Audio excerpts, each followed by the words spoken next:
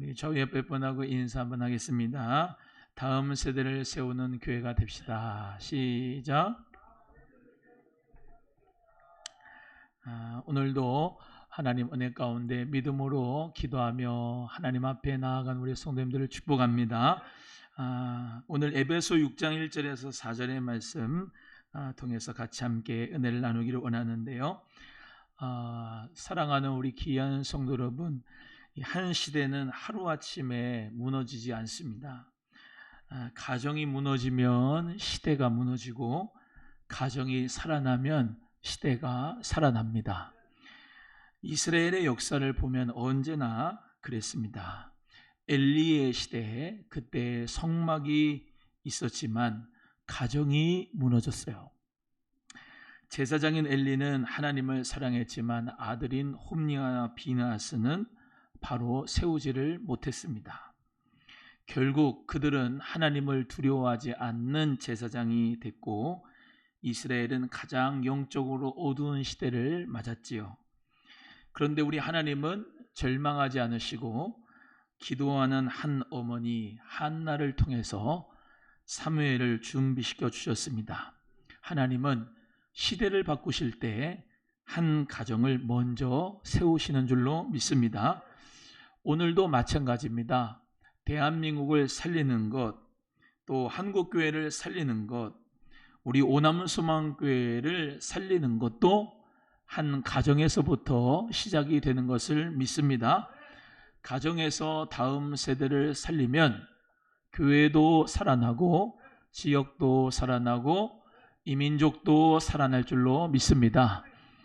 그런 의미에서 오늘 에베소 6장 1절에 4절의 말씀은 가정의 달에 맞이해서 하나님 말씀을 늘 함께 이 말씀을 나눴지만은 성령의 사람은 어떤 사람이냐? 오늘 본문의 말씀처럼 가정에서 순종을 가르치는 사람이 바로 성령의 사람이고, 가정에서부터 순종을 가르치는 저와 여러분이 꼭 되기를 주님의 이름으로 축복합니다. 1절의 말씀에 보시면 자녀들아 주 안에서 너희 부모에게 순종하라, 이것이 옳으니라 라고 말씀했습니다. 자녀들아 너희가 주 안에서 누구에게 순종하라? 부모에게 순종하라. 이것이 잘못됐다, 옳다. 이것이 옳은 것이다. 이것이 뭐한 것이다?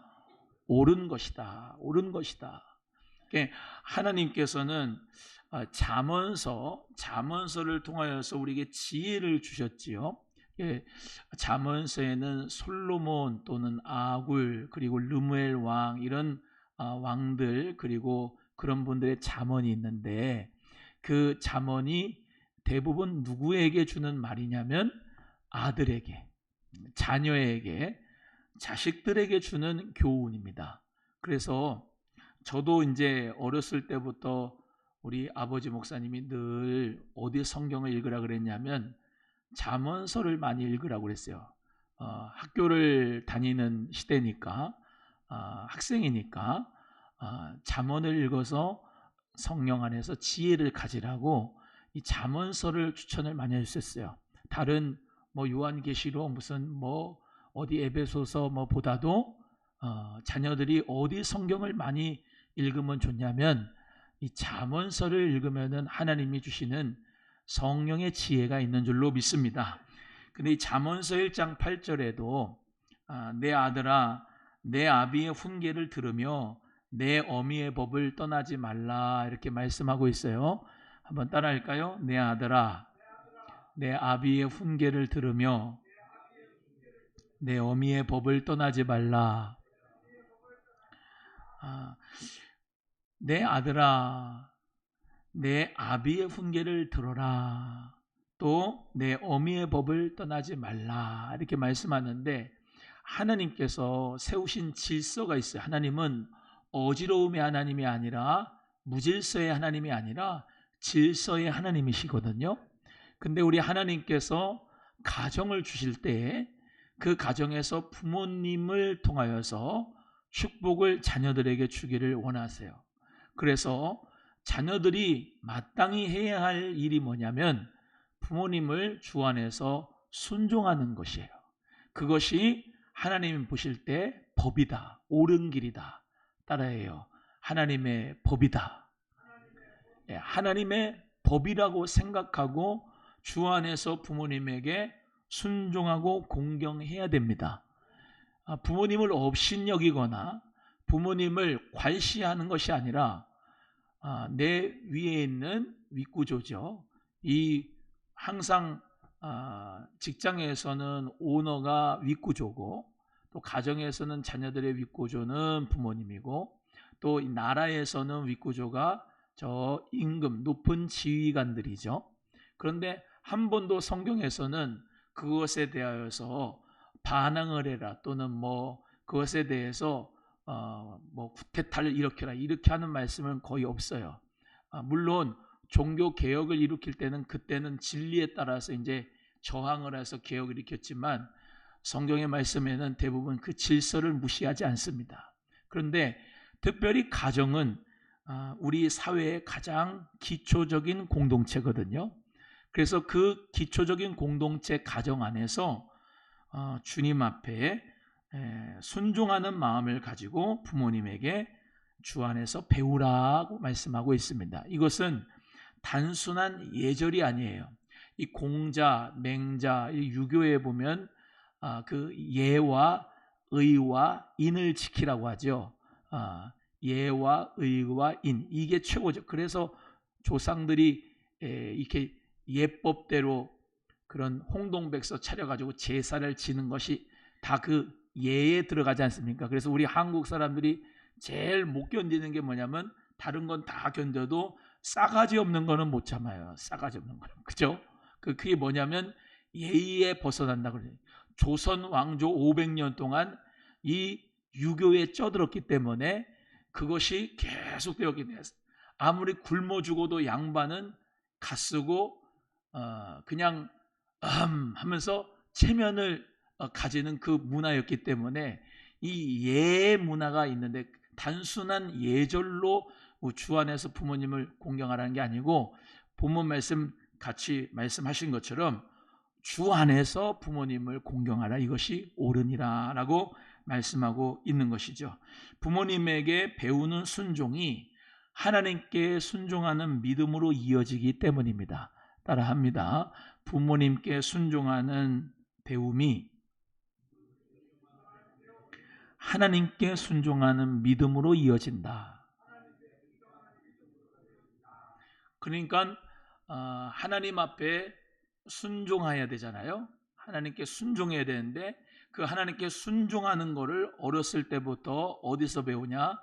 가정 안에서 부모님에게 주 안에서 순종하는 것을 통해서 배운다는 거죠. 지금 이 말씀을 우리가 기억해야 될 필요가 있는 게, 예수님도 누가복음 2장에 보시면은 12살 시절 때 예수님의 모습이 나와요. 예수님이 6월절을 맞이해서 가족들이 다 갈릴리에서부터 나사렛에서부터 예루살렘으로 오죠. 그래서 예루살렘의 성전에서 6월절 하나님 앞에 절기를 지키고 돌아가는데, 돌아갈 때 이 마리아와 요셉이 보니까 아이가 없어졌어요. 12살이면 한 초등학교 5학년 되지요? 아이가 없어졌어요. 예수가 없었어요. 그래서 찾으러 다시 돌아갔는데 성전 안에서 이 율법사들과 바리새인들과 랍비들과 서로 묻기도 하고 대답하기도 하면서 거기서 함께하고 있었죠. 왜 너 여기 있니? 마리아가 물어보니까 예수님이 내가 아버지 집에 있어야 될 줄을 알지를 못하십니까? 했어요. 그러면서 이 아버지 집인 하나님의 성전에서 있다는 것이 정말로 그 하나님의 아들로서 지금 예수님이 이렇게 계셨구나라고 마리아가 마음속으로 이제 알고 있었죠. 그리고 이제 가요. 다 갔는데 그렇다 보면은 예수님이 내가 하나님의 아들이니까 이 육신의 아버지, 육신의 어머니는 무시했다고 생각하는데 그렇지 않습니다.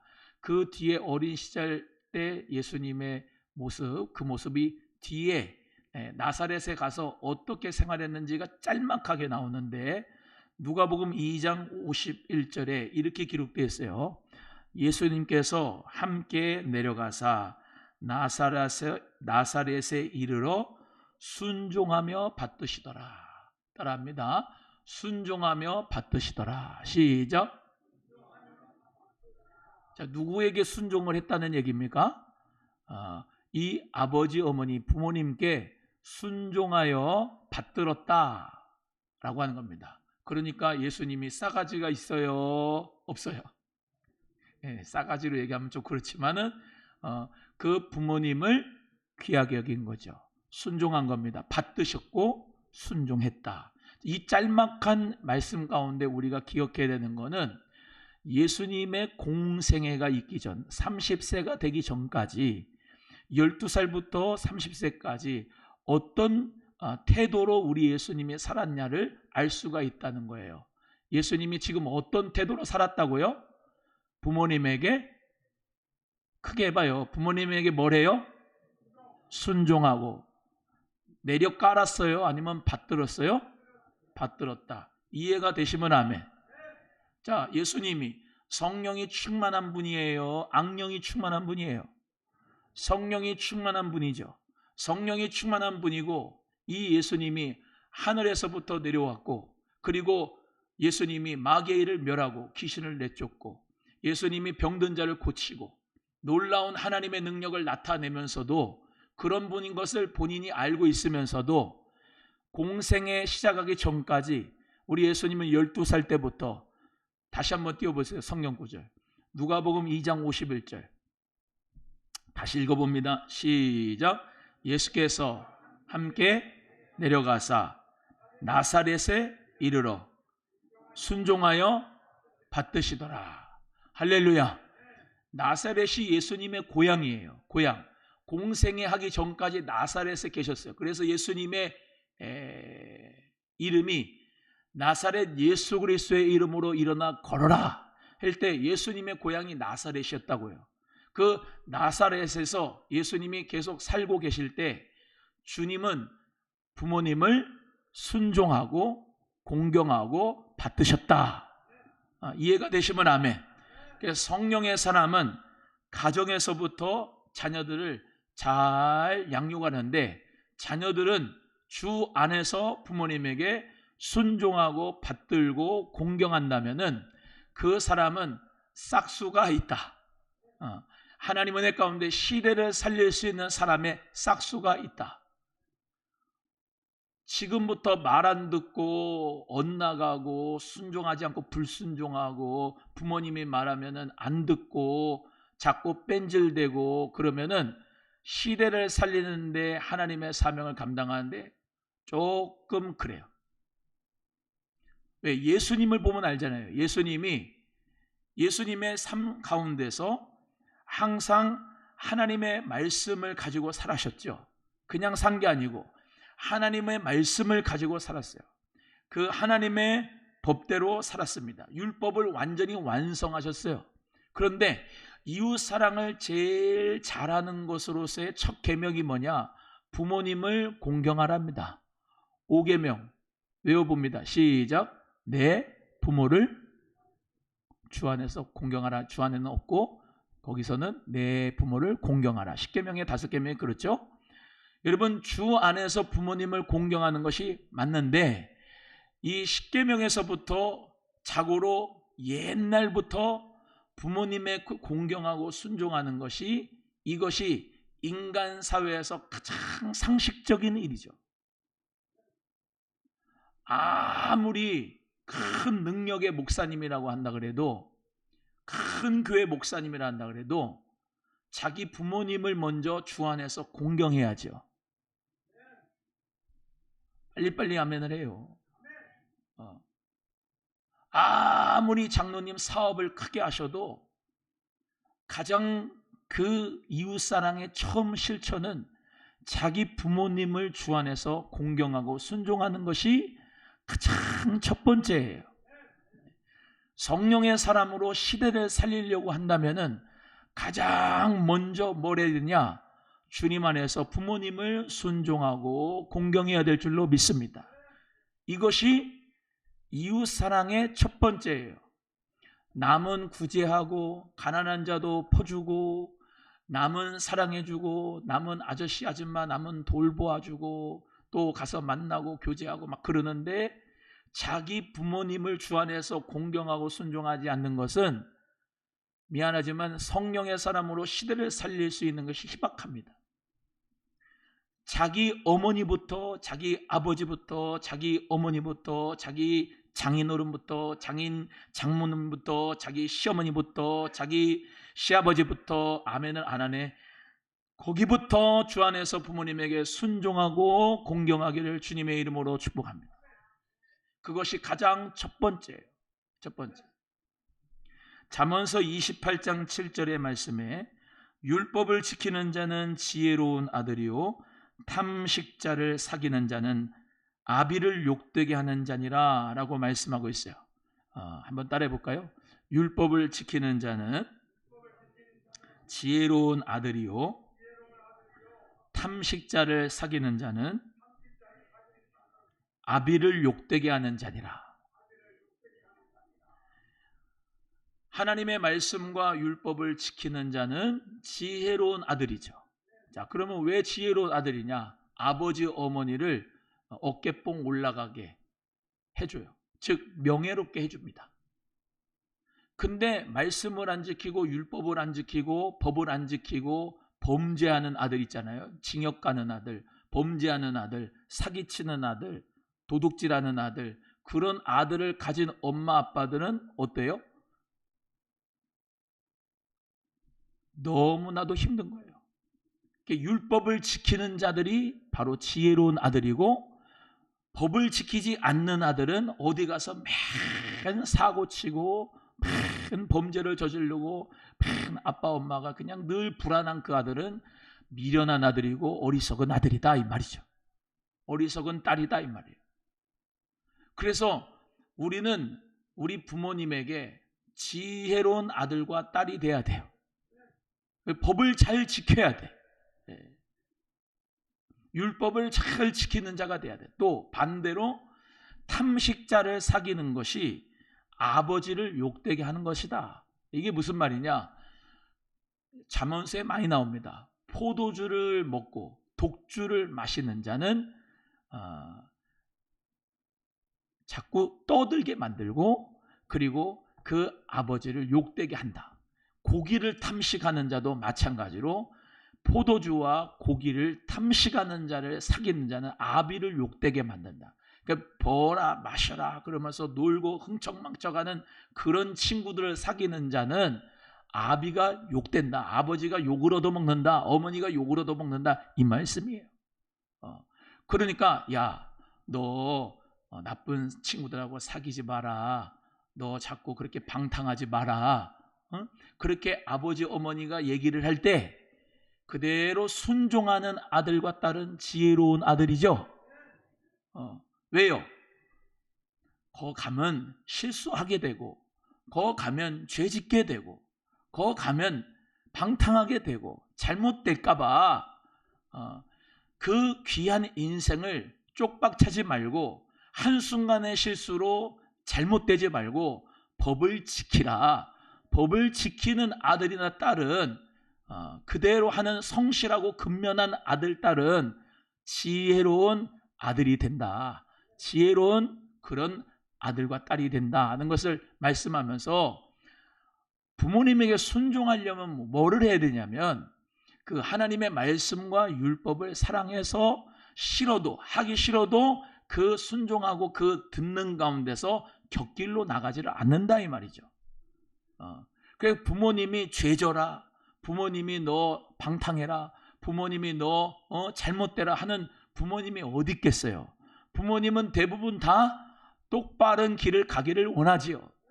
옳은 길을 가기를 원해요. 그렇기 때문에 자녀들이 주 안에서 부모님에게 순종하면 그것이 옳은 일이고 옳은 삶이고 바른 길인 줄로 믿습니다. 그래서 교육이 필요한 거잖아요. 그래서 바른 교육이, 올바른 교육이 필요한 겁니다. 권리는 배우지만 요새는 책임은 배우지 않는 시대예요. 지들 권리는 막 뭐가 인권이 이렇고 뭐가 인권. 아빠가 때리면은 엄마가 때리면은 당장 신고해라. 아동학대로. 요즘 그렇게 배운대요. 선생님이 때리고 그러면은 신고해요. 아동학대로. 정서적 학대예요. 요즘에 때리지도 못하잖아요. 신체적 학대라고. 잠언서는 그렇게 말씀 안 해요. 체벌을 해서 미련함이 떠나게 하라. 우리는 그래 말씀 가운데 가는 거야. 뭐 해봐. 신체적 학대로 고소해 그러면 자식아. 네가 잘못했는데 맞아야지 그러면. 학교에서도 패야 됩니다. 이상하게 패는 거 말고 잘못하면 손가락으로 때려야 돼. 손바닥 때려야 돼요. 엊그저께 그 참교육 하는데 선생님이요. 그 학생들이 그냥 다 이 선생님을 갖다가 여자 선생님인데 수업을 하면 카메라 찍고 뭐 찍고 해가지고 뭐 재수 없다 아주 그냥 아주 그냥 말할 수 없는 거를 갖다가 다 해가지고 이 선생님이 완전히 맨 처음에는 야 너 똑바로 해 그랬는데요. 나중에는 애들이 뭉태기로 그냥 정서적 학대 뭐 학대한다고 그걸 이러니까 쫄아가지고 선생님이 말 한마디를 못하더라고. 말 한마디. 교권국이 있어요. 교권국이 와가지고 얘네들을 혼내니까 나중에는 이 선생님이 정신 차려가지고 저 뒤에서 핸드폰으로 방송하고 그런 거 그만해 얘기하기도 하고 너 이거 수학 문제 풀어. 안 풀어요. 안 풀어요. 내가 왜 풀어요. 막 그러고 버틴 거야. 데리고 와가지고 풀어. 안 푸니까 손바닥 내 그러고 때리더라고. 진짜 속이 시원하더라고. 속이. 아주 요새 애들이요 영악하기가 아주 그냥 귀신 역사하기가 딱 좋은 애들이요 요즘에. 왜냐? 머리를 엄청나게 굴려요. 나쁜 곳으로. 권리에 대해서는 이야기를 하는데 자기의 책임에 대해서는 배우지를 않는 시대 지금이.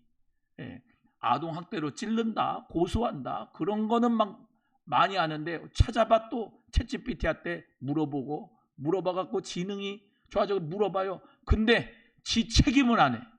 똑바로 학교 안 다니고 똑바로 선생님 말씀 듣지도 않고 자고 그냥 완전히 이러고 잔다니까. 이러고. 여러분 배움에 있어서 해야 되는 거를 가르쳐야 되는데 권리만 가르쳐주고 지들의 책임은 배우지 않아가지고 애들이 안 좋아지고 있는 거예요. 그래서 하나님은 순종을 통해서 사람을 세우신다는 것을 우리는 꼭 믿어야 돼요. 그래서 여러분의 자녀들이 여러분 자녀들 똑바로 저도 마찬가지예요. 저도 자녀들을 똑바로 가르치기를 바랍니다. 잘못된 거는 잘못된 거다. 이거는 죄다. 이거는 범죄다. 이거는 잘못된 거다. 너 이러면 하나님이 싫어하신다. 하나님 기뻐하지 않는다. 이렇게 해야 하나님이 기뻐하신다. 그러면서 예배하러 가자. 기도하러 가자. 하나님 앞에 11조 드려야 된다. 하나님 앞에 감사함을 드려야 된다. 너 하나님 앞에 주일성수 해야 된다. 해야 되는 거를 가르치질 않고 그냥 좋은 게 좋은 거고 좋은 게 좋은 거 다 내버려 두니까 애들이 망쳐지는 거예요.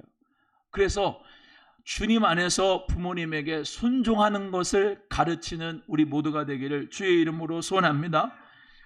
제가 저번에 예화로 들었던 장기려 박사님, 정말로 고신대학교 복음병원, 이 부산에 있는 그 병원을 설립하시고 아주 가난한 자들에게 본인이 사재를 털어가지고 가난하면은 자기가 돈을 내서 치료를 해주는 의사, 그 박사님이 평생 가난한 삶을 위해서 헌신했다고 그랬는데요. 누가 물어봤어요. 왜 그렇게까지 희생을 하십니까? 라고 물어볼 때마다 이분이 뭐라 그랬냐면 어릴 적 부모님에게 배운 신앙과 하나님 사랑이 자신의 삶의 방향이 되었습니다. 라고 이야기를 했어요. 그러니까 부모님께서 가르쳐준 그 신앙과 하나님을 사랑하는 것이 자신의 삶에서 방향이 되었다라고 하는 겁니다. 그래서 그 어린 시절에서 가정에서 심어진 믿음이 한 사람을 만들고 또 그 한 사람이 수많은 생명을 살리고 그리고 시대를 살리고 하나님 앞에 영광 돌리는 사람이 되었던 거죠. 그래서 가정에서 주 안에서 주님에게 그 부모님에게 순종하는 것이 옳은 것이고 그렇게 가르치는 것이 그것이 곧 시대를 살리는 것이라는 것을 우리는 꼭 믿고 가정에서 배우는 믿음은 한 사람의 인생을 바꾸고 그 한 사람은 시대를 바꾼다는 것을 우리 모두 다 실천해야 될 줄로 믿습니다. 한번 따라합니다. 가정에서 한 사람의 인생이 바뀌면 시대를 바꾼다. 아멘. 우리 가정에서부터 우리 자식 새끼부터 하나님 은혜 가운데 주님 안에서 부모님을 공경하고 이것이 옳다 가르치고 또 어른들을 보고 그렇게 정말로 공경하고 순종할 수 있는 그런 토대를 듣든지 안 듣든지 가르치는 것이 중요하다. 그래서 오늘 본문의 말씀대로 이웃 사랑에 여러분 시대를 살리는 것은 이웃을 사랑하기 때문인데 그 가장 기초적인 것이 바로 부모님을 공경하고 순종하는 것이다. 그래서 여러분 모두가 다 부모님을 순종하고 공경하면 자녀들이 다 배우게 될 줄로 믿습니다. 두 번째는 성령의 사람은 말씀으로 자녀를 양육합니다. 우리 4절의 말씀을 같이 읽겠습니다. 4절입니다. 시작. 또 아비들아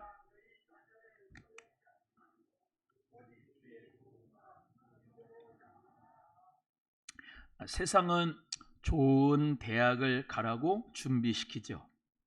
그러나 우리 하나님은 먼저 하나님의 사람을 만들라고 말씀하십니다.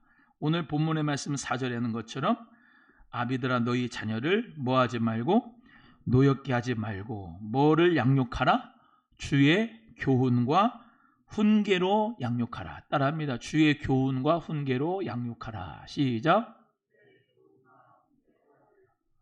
그것은 말씀으로 자녀를 양육하라 라고 하는 것입니다. 내 가치관으로 내가 우선순위로 생각하는 것을 내 노하우로 자녀를 가르치는 게 아니라 주님의 교훈과 훈계로 즉 말씀으로 자녀를 양육하라는 것을 말씀하고 있어요. 부모님들은 요새 영어, 수학, 또 스포츠 이런 거를 많이 가르치고 그리고 준비하도록 합니다.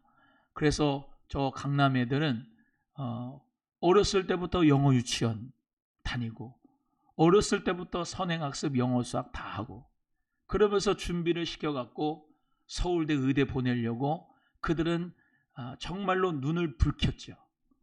그런데 우리는 하나님의 말씀으로 양육해야 될 줄로 믿습니다. 기도하는 법을 가르치고 말씀을 읽는 법을 가르치고 예배하는 기쁨을 가르치고 우리가 하나님의 말씀으로 양육할 때 이 사람은 기독교적인 가치관과 세계관으로 세워질 줄로 믿습니다. 여러분 이 보통 어려운 게 아니죠. 보통 어려운 게 아닙니다. 내가 그렇게 살아야 되고 또 그 자녀들한테 모범을 보여야 되고 말씀으로 가르치는 것을 삶 속에서 보여줘야 되기 때문에 그렇습니다. 예수 그리스도가 하신 그 말씀과 그 하신 행동과 그의 모든 삶을 내가 먼저 따라가야 우리 자녀들이 그 모습을 보고 예수님을 볼 수가 있기 때문에 이거는 그냥 말로만 가르치는 게 아니라 행동으로도 가르쳐야 되기 때문에 쉽지가 않지요. 그럼에도 불구하고 우리는 평생 우리 자녀들의 롤 모델이 돼야 될 줄로 믿습니다. 왜냐하면 가정은 아이가 처음 만나는 교회예요. 따라합니다. 가정은 아이가 처음 만나는 교회이다. 가정은 아이가 처음 만나는 교회인 거예요. 이해가 되면 아멘. 이 교회를 여기서도 우리가 교회에 여기 와야지 교회에 대한 신앙생활을 배운다고 하지만 사실 아이들이 젖먹이부터 젖된 때부터 이렇게 기어 다닐 때부터 그리고 설 때부터 그리고 초등학교 입학할 때부터 다 뭐냐면 가정에서 오래 지내기 때문에 가정이 곧 교회. 여러분이 교회잖아요. 할렐루야. 그래서 우리가 교회이기 때문에 아이들이 가장 먼저 만나는 교회가 바로 가정이다라는 거예요. 가정. 어떻게 보면 교회는 주일날 한 번 오지만 집에서는 한 6일 동안에 있습니다. 그 가정에서 6일 동안 있는 그 시간이 더 많지 않습니까? 가정에서 부모님을 대하는 그 시간이 더 많지 목사 얼굴 보는 시간보다 더 많지 않아요. 엄마 아빠 얼굴 보는 시간이 더 많아요. 주일학교 교사보다 더 많습니다. 그래서 요즘에는 이제 사고가 깨어져서 기독교 교육이라고 할 때에, 그리고 교회 교육이라고 할 때에, 옛날에는 교사에게 맡기기만 하고 자기는 예배드리고 그냥 성경 교육을 이 교사가 해줄 거다 그러는데, 요즘 부모님은 깨어 있는지 그거 가지고 안 된다.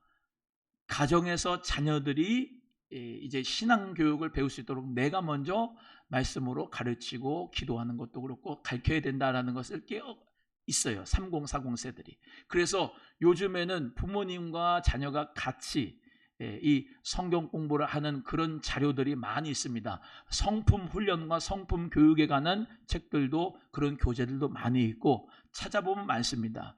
하나님 말씀을, 요절을 외우고 성경 구절을 외울 수 있도록 하는 그런 귀한 것도 많습니다. 그래서 교회에다가 맡기는 교육만이 아니라 신앙 교육이 어디서 해야 되는지, 가정에서 말씀으로 자녀를 양육해야 될 줄로 믿습니다. 그래서 우리 모두가 다 성경을 보고 그 성경 말씀대로 살아가려고 하는 그런 마음이 있는 부모님, 기도를 하는 그 부모님을 보고 예배하는 법, 기도하는 법, 말씀 보는 법, 또 정말로 우리 아이들이 다 듣고 있지 않습니까? 엄마 아빠가 뭐 누구 때문에 이렇다 저렇다 하던 거를 아이들이 다 듣고 있어요. 그러면 예수 그리스도의 사랑과 용서로 실천한 그 삶의 모습들을 이렇게 들려주고 가르쳐 줄 때 그 자녀들이 그렇게 살아가게 되지요. 그래서 또 교회를 사랑하고 교회에 헌신하는 모습을 부모님들이 또 보여줄 때 아이들은 자연히 교회에서 봉사하고 헌신하는 모습으로 살아가게 될 줄로 믿습니다. 그저께 사무엘에 대해서 말씀했지만, 한나는 사무엘을 하나님께 드리기 전에 먼저 하나님께 기도로 키웠어요. 할렐루야. 여러분은 어떻게 생각하세요? 그 한나가 이 실로 성막에 와서 이제 목소리는 안 내고 입술만 동하여서 기도할 때 하나님 앞에 드리겠습니다는 서원 기도를 했는데 하나님이 그에게 사무엘을 주실 때 벌써 임신이 된 거예요. 하나님의 은혜 가운데서 그 기도로 아이를 키운 거예요. 기도로. 여러분도 자녀들을 기도로 키울 수 있기를 바라요. 그 아이의 영혼을 위해서 기도로 키울 수 있기를 바라요. 기도가 그의 양식이에요. 기도가 그의 능력이 되고 기도가 그의 인격이 됩니다. 그래서 우리가 자녀들을 뱃속에서부터, 모태에서부터 정말로 기도하면서 키운 아이들, 그런 아이들은 하나님 은혜 가운데서 주님이 책임져 주시고 함께 하실 줄로 믿습니다. 그래서 사무엘은 이스라엘 역사상 가장 위대한 선지자가 되었죠. 사무엘 하면은 기도하는 사람 아닙니까? 내가 기도하기 쉬는 죄를 범하지 않겠다. 기도하는 것이, 쉬는 것이 범죄라고 할 만큼 사무엘은 나라와 민족을 위해서 기도했습니다. 그 기도가 누구에게부터 왔느냐? 그 기도의 DNA가 어머니 뱃속에서부터, 한나의 그 기도를 통해서부터 이루어졌다는 거예요. 반대로 엘리는 훌륭한 제사장일 수 있으나 그 아들들이 말씀으로 세움을 받지 못했어요. 엘리가 기도했다는 말이 나옵니까? 엘리가 기도했다는 말이 안 나와요. 엘리는 뚱뚱했어요. 비대해가지고 앉아있다가 넘어져가지고 죽었잖아요. 그만큼 비대해서 죽었는데, 기도하지 않고 하나님 말씀대로 세우지 못하니까 이 홈리와 비느하스가 그 영적인 갑절의 영권을 받지 못하고, 홈리와 비느하스가 아니라 누구에게 넘어갔냐면 사무엘에게 넘어가면서 영적 족보가 바뀐 거예요. 뭐가 바뀌어요? 영적 족보가 바뀌었다는 거예요. 원래 제사장은 여기에요. 여기. 가문이 여기라니까요. 엘리와 홈리와 비느하스 이쪽입니다. 근데 하나님이 옮겨버렸어요. 사무엘에게 어린 사무엘에게 3번 나타난 이유가 엘리 시대는 끝났다. 그거를 가르쳐주기 위해서 주님이 부른 거 아닙니까? 그리고 영적 족보가 바뀐 거예요. 이쪽으로. 사무엘에게 시대를 살리는 사무엘이 된 줄로 믿습니다. 그렇기 때문에 우리도 마찬가지예요. 내가 우리 자녀를 기도로 키우고 말씀으로 키우면 이 자녀들이 주님 안에서 영적인 족보가 바뀌어가지고 거룩한 족보로 바뀌게 되는 역사가 있는 줄로 믿습니다. 여러분, 이런 케이스가 많습니다. 많아요. 목사님이 똑바로 잘 못하면은 그 자녀들이 목회자를 길을 안 가요. 다 그런 건 아니지만 안 가요. 그런 케이스가 있습니다. 안 가는데 희한하게 장로님 아들은 하나님 은혜 가운데서 주 안에서 부모님에게 순종하고 헌신해갖고 축복을 받아서 목회자가 되는 그 교회의 영적 족보가 그쪽으로 가는 케이스도 많습니다. 왜 그러느냐? 교회는 그리스도가 다스리시기 때문에 그래요. 그래서 우리는 하나님의 말씀 가운데서 한나는 시대를 살린 겁니다. 엘리는 시대를 잃어버렸어요. 여러분, 시대를 잃는 자가 돼야 되겠습니까? 시대를 얻는 자가 돼야 되겠습니까? 시대를 얻는 자가 돼야 되죠. 그럼 뭐 해야 되냐면 하나님 앞에 기도하고 그 기도하는 가운데 자녀들을, 주님 안에 손주들을 주님 은혜 가운데 잘 말씀과 기도로 키워서, 할렐루야, 이 아이들이 하나님 은혜 가운데 영적인 족보로 이루어져서 축복의 주인공이 되기를 주의 이름으로 소원합니다. 여러분, 또 이런 것도 있습니다. 이제 그 역대상 역대하를 보면요, 역대상 역대하를 보면 쭉 가다가 보면 할아버지 때는 하나님을 잘 믿어요. 우상을 버리고. 할아버지 때는. 근데 아버지 때는 아주 악한 왕이 되는 경우도 있어요. 근데 또 손주 때는 할아버지보다 더 잘 믿는 하나님의 축복자가 있어요. 그게 히스기야, 므낫세, 요시야인데, 하나님께서 보세요. 내가 실망하지 말아야 되는 게, 할아버지 때 믿음이 좋아도 자녀 때 믿음이 현찮아서 하나님을 등졌어도 손주 때 하나님 앞에 예수님을 잘 믿고 하나님을 잘 믿고 시대를 살릴 수 있는 사람이 나올 수 있다는 거예요. 있다는 거예요. 그러니까 실망하지 말라는 거죠.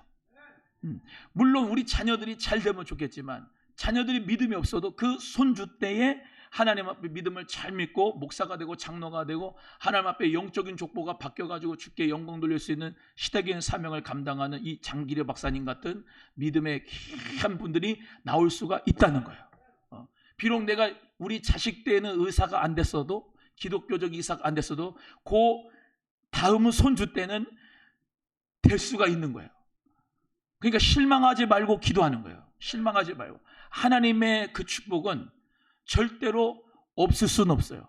기도하는 그 어머니의 그 기도, 눈물의 기도는, 눈물을 뿌려 씨를 뿌리는 자는, 심는 자는 반드시 기쁨으로 열매와 단을 거둬요. 믿으시면 아멘. 그것을 믿고 주님 앞에 신실한 믿음을 가지고 믿음으로 우리 모두가 다 다음 세대를 말씀으로 키울 수 있기를 주의 이름으로 축복합니다. 너 왜 주일날 똑바로 예배 안 드렸어? 얘기해야 돼. 너 하나님 앞에 왜 11조 띄어먹었어? 잘못된 거야. 너 하나님 앞에 믿음으로 봉사하고 믿음으로 사명 감당하면 하나님의 상급 주셔. 똑바로 해. 사명 감당해. 여러분, 그렇게 말할 수 있어야 돼. 말할 수가 있어야 돼. 듣든지 아니 듣든지 가르쳐야 돼. 너 왜 기도 안 해? 내가 보니까 너 기도 안 하던데, 핸드폰만 하던데. 기도해야지. 너 말씀 들을 때 졸더라? 자던데? 정신 차려. 하나님 말씀 새가 뺏어지 못하도록 말씀 잘 듣고 신앙생활 똑바로 해. 야, 주일날이 중요하지. 하나님 앞에 예배 드리는 게 중요하지. 돈 버는 게 중요해 지금. 그러면서 똑바로 가르쳐야 돼요. 말씀으로. 할렐루야. 부모의 신앙은 다음 세대의 운명을 결정합니다. 따라합니다. 부모의 신앙은 다음 세대의 운명을 결정한다. 믿으시면 아멘. 돈 버는 게 중요한 게 아니고 그 영혼이 지옥 간다면 여러분 그게 뻥이 아니잖아요. 거짓말이면은 그냥 대충 해도 돼. 근데 지옥이 있잖아요. 아니 지옥이 있다니까요. 지옥을 믿어야 돼요. 천국도 있는 걸 믿지만 지옥이 있는 걸 믿어야 돼요. 예수님 안 믿으면 지옥이에요. 그리스도로 안 믿으면 지옥이라니까요. 그거는 뭐 기회가 있는 게 더 있는 게 아니야. 요 목숨이 끝나면 끝나는 거예요. 이제 없는 거예요. 목숨이 붙어 있을 때 예수 그리스도를 믿어야지 하나님 나라 천국에 가잖아요. 할렐루야. 지옥이 어떤 곳이에요? 지옥이 불구덩이에요. 불구덩이.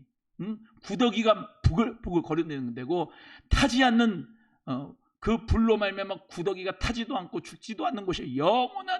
영원한 고통이 있는 거예요. 영원한 고통이. 오죽하면은 나사로한테 물 한 방울 찍어가지고 목마르니까 혀에다가 서늘하게 해달라고 하지 않습니까? 근데 오고 갈 수가 없어요. 천국과 지옥을. 근데 뭐라고 합니까? 모세와 선지자에게 듣지 않으면은 죽은 나사로가 가서 니네들 형제들에게 예수를 믿으라, 하나님을 믿으라 해도 안 들을 거다 이 말이에요. 지옥이 정말 있다고 한다면은 편안하게 신앙생활을 할 수가 있겠습니까? 자녀들이 예수를 안 믿는데 할 수가 없죠. 저거 지옥 가면 어떡하나. 노심초사인데 저 영혼이 구원을 받아야 되는데. 그래서 다음 세대의 운명은 부모의 신앙이 결정한다는 겁니다. 부모의 신앙이 결정하는 거예요. 그래서 오늘도 우리 사랑하는 성도님들 잘 오셨어요. 우리 오늘 이 밤에 자녀를 위해서 목놓아 울기를 주의 이름으로 축복합니다. 예수님이 십자가 지고 가시면서 갈보리로 가시면서 여자들이 막 쫓아와가지고 예수님을 위해서 우니까 주님이 뭐라고 하시냐면 예루살렘의 딸들아 나를 위해서 울지 말고 네 자녀들을 위해서 울어라 그랬어요. 나를 위해서 울지 말고 네 자녀들을 위해서 울어라. 여러분 우리 자녀들이 지옥 가면은 그 책임이 누구냐? 내 책임이에요. 부모 책임. 왜? 똑바로 안 가르쳤으니까.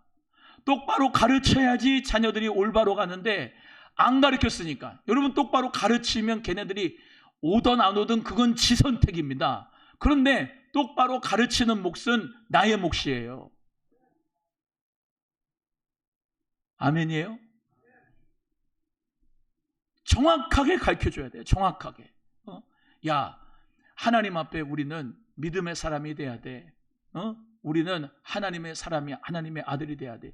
예수 그리스도를 영접하면 하나님의 자녀가 되는 거야. 너 죄를 하나님 앞에 회개해. 회개해야지 구원받고 천국 가는 거야. 회개해야 돼. 너 다른 사람 미워하면은 그거 살인하는 거야. 회개해야 돼. 예수 그리스도의 보혈로 사함 받아야 돼. 너가 죄인인 것을 주님 앞에 회개하고 고백하고 예수 피로 씻음 받아야지. 그래야지 하나님의 자녀가 되는 거야. 회개해야 돼. 주여 이 딸 이 아들에게 회개의 영을 주세요. 회개의 영을 주세요. 주님 앞에 돌아오게 해주세요. 자기가 죄인인 것을 깨닫고 주님 앞에 돌아오게 해주세요 라고 기도하는 겁니다. 할렐루야. 그리고 가르치는 거예요. 가르치는 거예요. 아무 말 안 하면 안 돼요. 가르쳐야 돼요. 가르쳐서 그가 돌아올 수 있게끔 해야 돼요. 근데 보세요. 탕자 있죠. 탕자. 아버지가 있고 아들 둘이 있어요. 근데 첫째 아들은 그런 배짱이 없어요. 둘째 아들은 아버지 나 도저히 답답해서 여기 집에서 못 살겠습니다. 제 몫을 주세요. 누가 보면 15장에 그랬나요? 주세요. 그래가지고 그 몫을 받아가지고 집을 떠났어요. 집을 떠나가지고 한 거 어떤 겁니까? 아버지가 나가라 그랬습니까? 지가 간 겁니까? 지가 간 거죠. 아버지 여기는 소도 많습니다. 여기는 또 하인도 많습니다. 여기는 먹고 살만합니다. 풍족합니다. 그런데 지가 뛰쳐나간 거예요. 뛰쳐나가가지고 그 돈 다 허비했어요. 방탕했습니다. 그래서 결국에는 돼지가 먹는 지엽 열매를 따먹었어요. 지엽 열매를 먹었어요. 그때 방황할 때는 친구들이 다 옆에서 있다가 다 없었어요. 여러분 방탕한 거 누구 잘못이야? 아버지가 어머니가 그렇게 시켰습니까? 아니죠. 지가 선택해 가서 지가 방탕해가지고 가산을 다 탕진한 겁니다. 지가 잘못된 거. 그런데 돼지 지엽 열매를 먹으면서 이런 생각을 합니다. 아, 내가 아버지 집에 가서 아들이 아니라 종으로라도 내가 살아도 이 정도는 아니겠지. 그러니까 가자. 아버지 앞으로 가자. 아버지 앞에 그렇게 생각해가 돌아온 것도 누구 선택이냐? 그 탕자의 선택입니다. 잘한 겁니다. 잘한 겁니다. 돌아왔을 때 어떻게 합니까? 버선발로 가서 안아주고 목을 껴안고 이 아들 잘 왔다 그러고 가락지 빼주고 송아지 살찐 종 가서 잡아라 잔치를 벌려주고 그러면서 아버지가 사랑해 줬지 않습니까? 그렇지요? 하나님 아버지 앞에 돌아오기만 하면 여러분 자식은 복을 받습니다. 천국 갑니다. 주님의 은혜를 받습니다. 여러분 근데 그거를 가르쳐 줘야 된다 이 말입니다. 말씀으로 가르쳐 줘야 된다 이 말이에요. 예. 그래서 지가 선택하는 거예요. 지가 아니 무슨 용 빼는 재주 있습니까? 너 이리 와. 이리 와. 예수 믿어 안 믿어? 예수 믿어. 이렇게 해가지고 강압적으로 됩니까? 안 되지요. 그렇지만 복음의 진리는 가르쳐야 되고 예수가 진리고 생명이고 길인 것은 가르쳐줘야 걔가 그렇게 가르쳐줬는데도 나는 예수 안 믿었어 하는 거하고 아버지가 어머니가 안 가르쳐줬는데요 하는 거하고 이거는 책임 소재가 완전히 다른 겁니다. 그래서 부모의 신앙은 다음 세대의 운명을 결정짓는다. 다시 한번 따라합니다. 부모의 신앙은 다음 세대의 운명을 결정한다. 세 번째는요, 성령의 사람이 세워지는 가정이 시대를 살려요. 따라해요. 성령의 사람이 세워지는 가정이 시대를 살린다.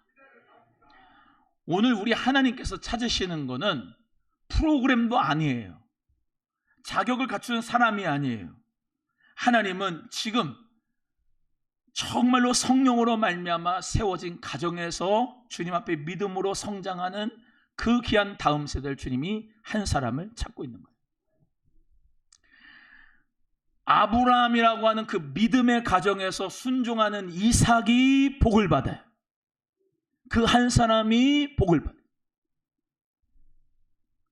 한나의 어머니의 기도에 그 기도에 순종해서 힘들어도 성전에 들어가서 엘리의 집안에서 살아갔던 그 사무엘이 시대를 살려요.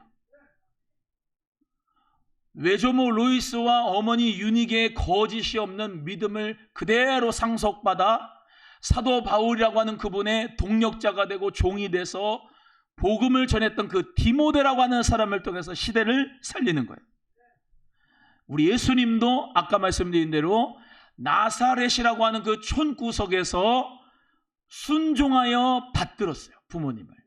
그 가정에서부터 신앙교육이 잘 되었기 때문에 뭐만 봐도 아느냐면 예수님이 6월절 날 그 나사렛에서 예루살렘으로 오잖아요. 맞지요? 그 거리가 상당한 거리입니다. 걸어와야 되는데. 근데 이 남자들은 1년에 3번 6월절 그리고 초막절 그리고 7.7절 맥주절 이 세 절기는 무조건 와야 돼요. 자, 무조건 와야 되는데 애들이 오기가 쉬운 걸음이 아니죠. 나 안 갈래요. 싫어요. 안 갈래요. 가기 싫어요. 그럴 수 있잖아요.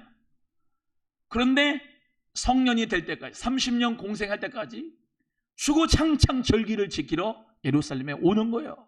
그리고 부모님에게 순종하고 받드는 거예요. 그 예수님을 통하여서 십자가의 사건이 우리의 사건이 되고 부활의 능력이 우리에게 승리가 되고 그래서 우리가 영원한 생명과 축복을 얻게 된 줄로 믿습니다. 오늘 정말로 잘 오셨어요. 여러분 손주들을 위해서 기도하세요. 여러분 자녀들, 아들, 며느리, 사위, 딸을 위해서 기도하세요. 똑바로 가르쳐주세요. 똑바로 가르쳐주고 그 가운데서 정말로 내가 너를 위해서 기도하고 있다. 내가 너를 위해서 21일 동안 비전 기도회를 너를 위해서 기도하고 있다. 꼭 예수 그리스도 믿고 구원받으면 좋겠다. 꼭 우리 교회 안 와도 된다. 다른 교회 가도 된다. 예수 그리스도 믿기만 하면 된다. 꼭 교회에 나가라. 하나님 자녀가 되라. 할렐루야. 너 물질도 우리는 다 이것이 한계가 있어서 하나님이 우리 부르시면 다 놓고 가야 되고 명예도 다 놓고 가야 돼. 지식도 다 놓고 가야 된다. 여기에 정말로 영원한 것이라는 건 없다.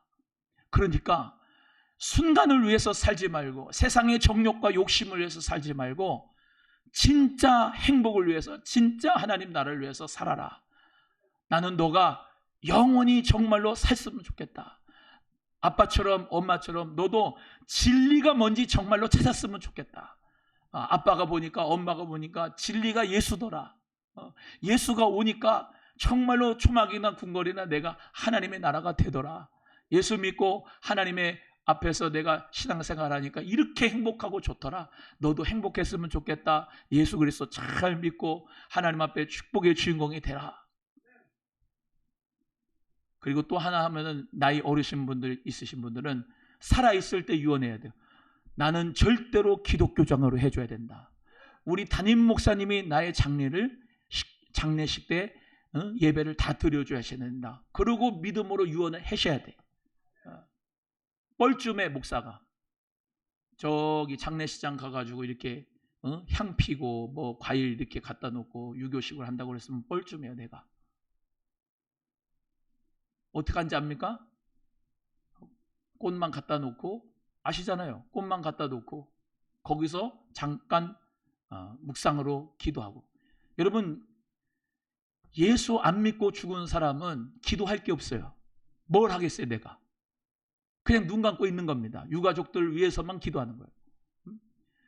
여러분, 정말로 근데 주님 앞에 예수 그리스도를 잘 믿고 충성하고 하나님 앞에 사명 감당하고 교회에서도 인정받고 그러면요, 교인들이 다 가가지고 장례식장 정말로 가가지고 정말로 훌륭했다고 존경한다고 그러면서 우리 장로님 집사님 최고였다고 권사님 최고, 그렇게 나와야 된다 이 말이에요. 아이고, 아들 자식들 며느리 사이들 눈치 보면서 제가 예배를 드려도 될까요? 봐가지고 아유 못 드리겠다 싶으면 아예 얘기를 안 해요. 그게 뭡니까? 그게 우리 교회 다녔는데 성도인데 집사인데. 그러니까 살아있을 때 기독교장으로 나는 해야 된다고 우리 목사님이 예배 드려준다고 유언을 하세요. 그래서 주님 은혜 가운데 정말로 끝까지 장례 예배 내가 인도를 할 테니까 끝까지 갈 테니까 주님 은혜 가운데서 우리 죽는 얘기해서 미안한데 건강에 사시되 주님이 부르시면 그렇다 이 말이에요. 우리 오남소망교회는 커맨시만 하는 교회가 아니라 고앤샌드 하는 교회예요. 그래서 우리 자녀들이 다음 세대가 말씀도 기도로 잘 양육받고 신앙교육을 기독교의 세계관 가치관 잘 받아가지고 또 어떻게 하냐, 고앤샌드 밖으로 나가가지고 하나님의 나라를 정말로 확장하는 데 쓰임받는 우리 다음 세대들, 시대를 살리는 아이들, 청년들, 청소년들 되도록 우리 모두 기도하며 꿈꾸기를 주님의 이름으로 소원합니다. 엊그저께 예화드렸던 손양원 목사님은 두 아들을 순교로 이런 큰 아픔을 겪었는데 그 믿음이 하루아침에 생긴 게 아니에요. 평소 가정에서 하나님을 사랑하고 복음을 위해서 살아가는 삶을 자녀들에게 보여줬기 때문이에요. 여보게 그렇게 어떻게 가능한가 싶어요. 두 아들이 죽었는데도 거기 장례식장에서 하나님께 감사하는 기도를 했어요. 감사하는 기도. 여러분, 감사하는 기도가 이게 됩니까? 여러분 같으면 돼요? 아, 내가 될까? 만약에 두 딸이 은비단비가 공산당에 의해서 죽었어. 그 장례식을 하는데 거기 장례식장에서 조사를 해야 되는데 조사가 아니라 하나님 앞에 감사 기도를 하는 거야. 야, 이게 될까?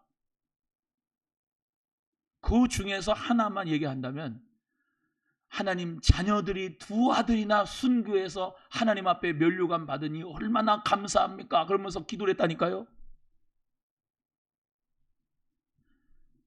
시대를 살리는 믿음은 예배당 안에서만 만들어지는 것이 아니라 우리의 식탁에서, 우리 가정 예배에서, 부모님의 무릎의 기도에서부터 그 자녀들이 믿음이 살아나고 시대를 살릴 줄로 믿습니다. 대한민국의 미래가 여러분 국회에 있다고 생각합니까? 대한민국의 미래가 국회에만 있는 게 아니라 가정에 있어요. 교회의 미래가 어떤 수련의 프로그램만 있는 줄로 아십니까? 가정에 있습니다. 성령의 사람이 되는 부모가 될 때에, 성령의 사람이 되는 조부모가 될 때에, 성령의 사람이 되는 교사가 될 때에 다음 세대는 살아날 줄로 믿습니다. 그리고 다음 세대가 살아날 때 교회도 살아나고 민족도 살아나고 시대도 살아날 줄로 믿습니다. 우리 사랑하는 우리 귀한 성도 여러분 모두가 다 오늘 이 시간에 다른 기도 안 하셔도 됩니다. 우리 귀한 아들, 딸, 며느리의 사위, 또 그리고 우리 손주, 손녀들, 하나님 아버지를 잘 믿는 아이들, 하나님을 경외하는 아이들이 되게 해주세요. 자기의 죄를 깨닫고 회개하고 예수 그리스도의 피로 죄사함 받는 하나님의 자녀 영생하는 축복을 가지게 하여 주세요. 절대로 우리 애들 지옥에 가지 말고 천국 가게 해주세요. 하나님 신앙생활, 교회생활 할 수 있도록 주님 도와주세요. 하나님의 자녀가 되는 축복으로 살게 해주세요. 영혼이 먼저 잘되고 범사가 잘되고 강건한 축복을 주세요 라고 기도하며 나가는 우리 모두가 되기를 주의 이름으로 축복합니다. 기도하겠습니다.